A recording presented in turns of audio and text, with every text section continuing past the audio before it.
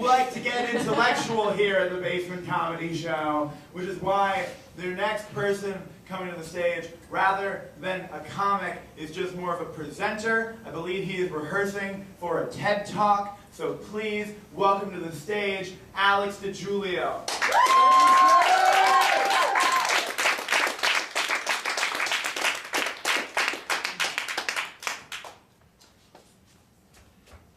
I need to work a projector. You're fine. You're doing good.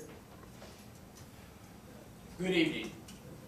My name is Dr. Professor Alex DeJulio. Oh, thank you, Andrew.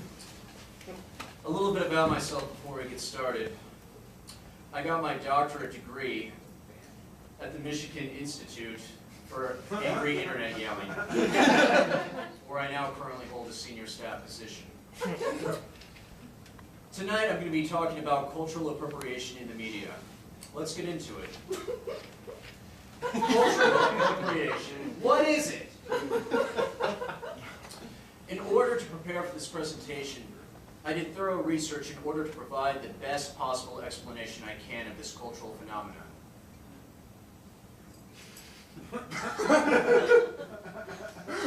According to Wikipedia, cultural appropriation is a sociological concept which views the adoption or use of elements of one culture by members of a different culture as a largely negative phenomenon. Examples of cultural appropriation would include a white person dressing up in traditional Native American clothing, or attempting to teach a salsa class, or practicing Rastafarianism. Some people do all three of these things at once. Sociologists refer to this specific group of people as your stoner uncle. So where did this newfound recognition of cultural appropriation, how many times am I going to say this phrase tonight? Where did this newfound recognition of cultural appropriation come from? Let's take a look. Historically, major media outlets have been terrible at recognizing race issues in the United States. However, with the advent of the internet, it provided... Oh, sorry, I gestured to the top of my hands. Good. Jibber-jabber like this. Historically, like I said, major media outlets have had a difficult time discussing race issues, but with the advent of the internet, it provided a more open forum for these issues to be heard. Pictured here is writer Ta-Nehisi Coates, whose name I practiced pronouncing several times before this presentation, out of the fear of appearing ignorant. Based on some of those giggles, I'm not entirely sure I got it.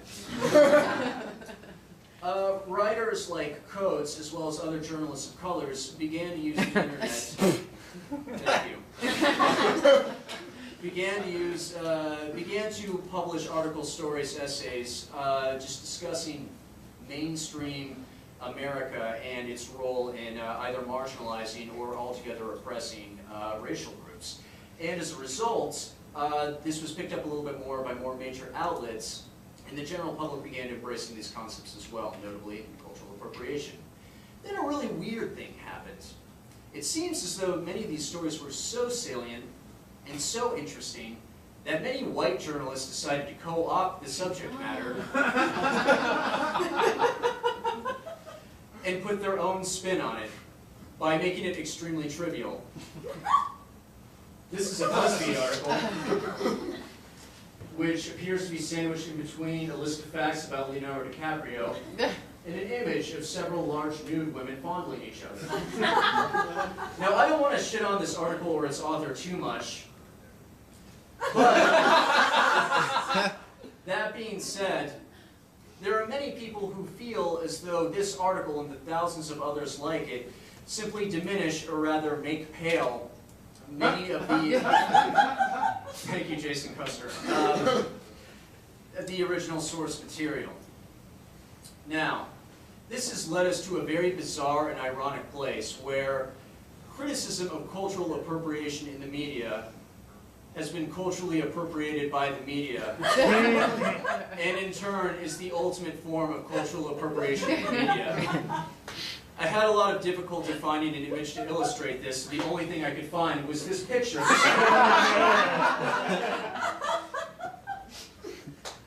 Now I know what you're thinking. Dr. Professor Alex DeJulio, who are you to criticize this BuzzFeed author? Aren't you doing the same exact thing right now, standing in this stand-up comedy room, complaining about cultural appropriation? Is this not the same exact thing? That's a very fair question. And my answer to you is absolutely yes. Why? Because I appropriate every goddamn culture I can get my hands on. I'm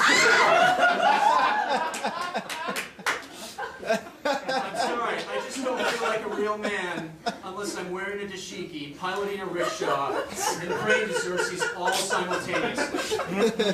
I know that there may be some of you who disagree with this, but I'd just like to remind you that I'm a tenured professor and I can't be stopped. There will be no questions.